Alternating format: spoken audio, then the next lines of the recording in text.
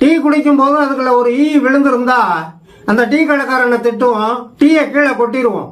சில பேரு tea கடைக்காரனையும் பகைச்சுக்காம டீயையும் waste பண்ணாம அந்த ஈ தூக்கி எறிஞ்சு விட்டு டீயை குடிப்பாங்க.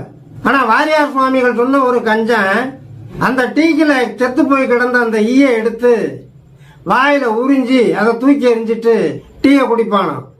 அந்த செத்து போன ஈல ஒட்டிக்கிட்டு இருக்கும்ல டீ, அது கூட வேஸ்ட் ஆகக்கூடாது அப்படின்னு நினைக்கிற ஒரு வித்தியாசமான கஞ்சனை பத்தி சுவாமிகள் விளக்குவாங்க. அந்த மாதிரி புலிப்பாணி மகரிஷி இங்க ஒரு கஞ்சன், பரம கஞ்சன், அவனுக்கு அவனுடைய ஜாதக அமைப்பு எப்படி இருக்கும், அவனுடைய ஜாதகத்துல கிரக நிலைகள் எந்த மாதிரி இருக்கும் அப்படிங்கறத இந்த பாடல்ல விளக்குறாங்க. இப்ப நாம முதல்ல அந்த பாடலை பார்த்துருவோம். தானேதான் இன்னும் ஒன்று செப்ப கேளு, தயவாக தனபதியும் தனத்தில் ஏற, கோனேதான் குமரனுக்கு தனம் இருந்தும்